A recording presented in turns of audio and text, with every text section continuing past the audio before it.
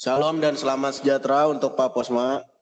Kami dari kelompok 5 ingin mempresentasikan hasil kerja kami yang berjudul elastisitas dan penerapannya.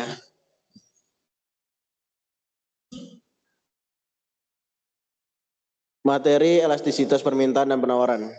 Elastisitas adalah konsep yang mengukur seberapa responsif suatu variabel ekonomi terhadap perubahan variabel lainnya. Konsep ini memiliki banyak penerapan. 2. Materi elastisitas permintaan dan penawaran beserta pengaplikasiannya. Yang pertama, elastisitas permintaan. Definisi mengukur sejauh mana jumlah barang yang diminta bereaksi terhadap perubahan harga. Yang kedua, elastisitas penawaran. Definisinya mengukur respon jumlah barang yang ditawarkan terhadap perubahan harga. Yang ketiga, aplikasi elastisitas dalam pasar. Konsep yang mengukur seberapa besar perubahan jumlah barang yang diminta atau ditawarkan terhadap perubahan harga atau pendapatan.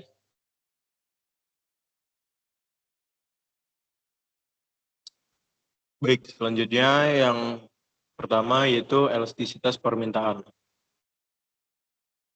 Elastisitas harga permintaan dan 4 faktor penentunya. Hukum permintaan menyatakan bahwa penurunan harga suatu barang akan meningkatkan jumlah barang yang diminta. Dan elastisitas harga permintaan untuk barang apapun dapat mengukur seberapa besar keinginan konsumen untuk mengurangi pembelian barang tersebut saat harga naik. Karena kurva permintaan mencerminkan berbagai kekuatan ekonomi, sosial, dan psikologi yang membentuk preferensi konsumen. Tidak ada aturan universal yang sederhana tentang apa yang menentukan elastisitas kurva permintaan. Berikut beberapa faktornya.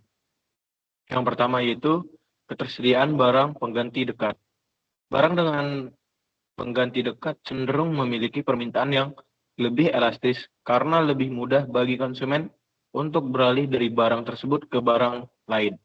Misalnya, mega dengan margarin. Itu mudah untuk digantikan.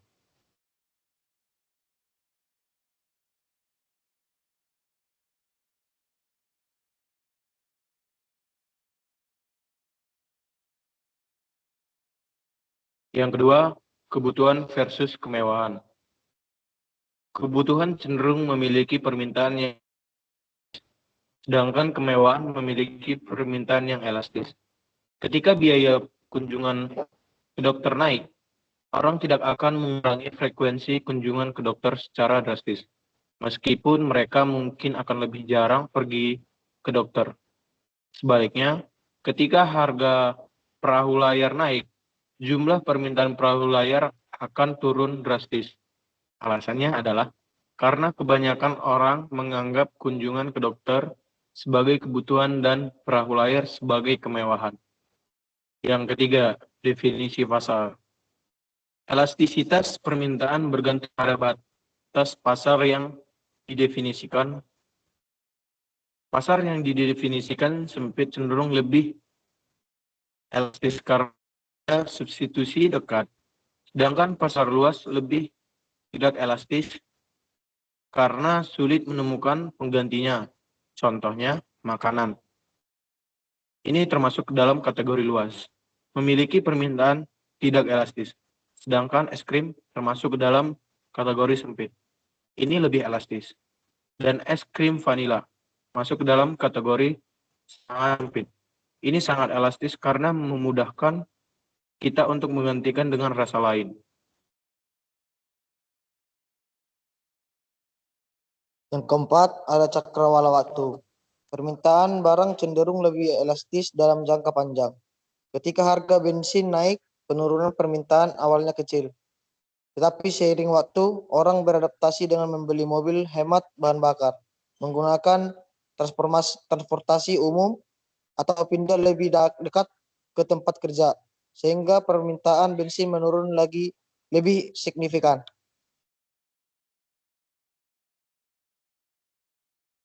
Selanjutnya itu ada menghitung elastisitas harga permintaan. Sekarang setelah kita membahas elastisitas harga permintaan secara umum, mari kita bahas lebih rinci tentang cara mengukurnya.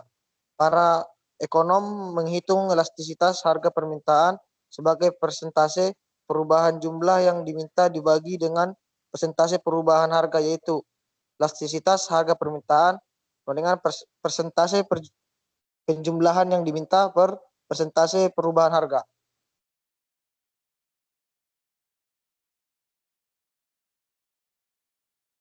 Selanjutnya, cara yang lebih baik untuk menghitung perubahan persentase dan elastisitas. Jika Anda mencoba menghitung elastisitas harga permintaan antara dua titik pada kurva permintaan, Anda akan segera menyadari masalah yang mengganggu. Elastisitas dari titik A ke titik B tampak berbeda dari elastisitas dari titik B ke titik A. Selanjutnya, ragam kurva permintaan. Ekonom mengklasifikasikan kurva permintaan menurut elastisitasnya. Permintaan dianggap elastis jika elastisitasnya lebih besar dari 1, yang berarti jumlah barang bergerak lebih besar secara proporsional daripada harga. Permintaan dianggap tidak elastis jika elastisnya kurang dari 1, yang berarti jumlah barang bergerak lebih kecil secara proporsional daripada harga. Jika elastisitasnya tepat 1, persentase perubahan jumlah sama dengan persentase perubahan harga dan permintaan dikatakan memiliki elastisitas satuan.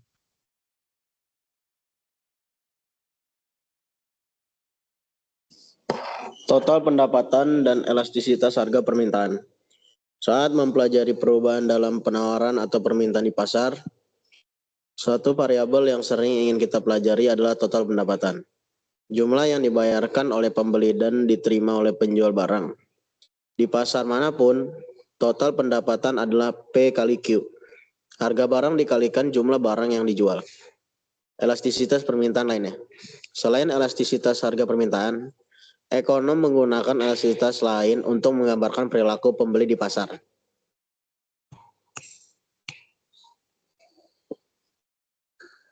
Yang kedua, elastisitas penawaran.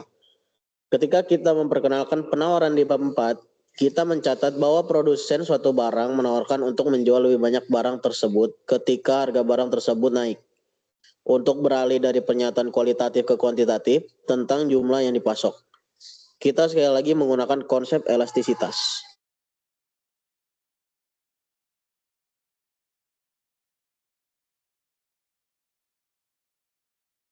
Selanjutnya, elastisitas harga penawaran dan faktor-faktor penentunya.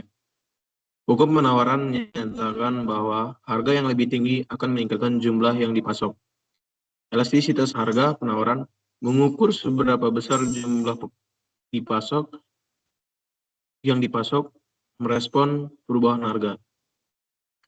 Penawaran suatu barang dikatakan elastis jika jumlah yang dipasok merespon perubahan harga secara substansial.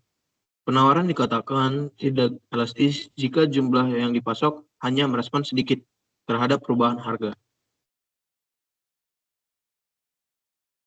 Selanjutnya, menghitung elastisitas harga penawaran. Sekarang, setelah kita memiliki pemahaman umum tentang elastisitas harga penawaran, mari kita bahas lebih rinci. Para ekonom menghitung elastisitas harga penawaran sebagai persentase perubahan jumlah yang ditawarkan dibagi dengan persentase perubahan harga, yaitu elastisitas harga permintaan sama dengan persentase jumlah yang disediakan per persentase perubahan harga. 3. Aplikasi penawaran, permintaan, dan elastisitas. Dapatkah kabar baik bagi pertanian menjadi kabar buruk bagi petani? Mengapa OPEC, kartel minyak internasional, gagal menjadi harga minyak tetap tinggi? Apakah pencegatan narkoba meningkatkan atau mengurangi kejahatan terkait narkoba?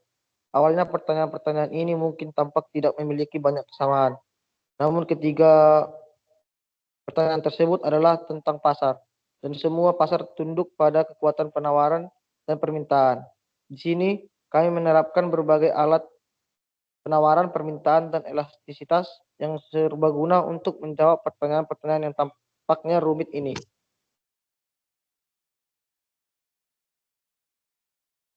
Yang pertama, pertanian. Inovasi teknologi yang meningkatkan produksi dapat menurunkan harga produk, sehingga total pendapatan petani bisa menurun jika permintaan inelastis. Kedua, OPEC dan minyak. Pasokan dan permintaan minyak lebih inelastis dalam jangka pendek, sehingga harga bisa naik drastis. Tetapi dalam jangka panjang, respons elastisitas mengurangi efektivitas pengendalian harga.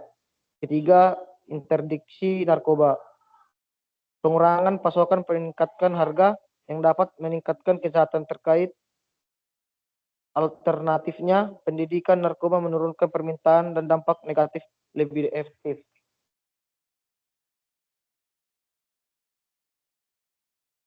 Kesimpulan, elastisitas permintaan dan penawaran adalah konsep kunci untuk memahami bagaimana pasar merespon perubahan harga. Elastisitas dipengaruhi oleh faktor-faktor seperti substitusi, kebutuhan, cakrawala waktu, dan definisi pasar. Dalam aplikasi nyata, elastisitas menunjukkan bahwa kebijakan dan inovasi dapat menghasilkan hasil yang beragam tergantung pada bagaimana pasar merespon. Pemahaman mendalam tentang elastisitas membantu mengembangkan strategi yang lebih efektif dalam pengambilan keputusan ekonomi dan kebijakan publik. Sekian presentasi dari kelompok kami. Mohon maaf bila ada salah kata. Terima kasih.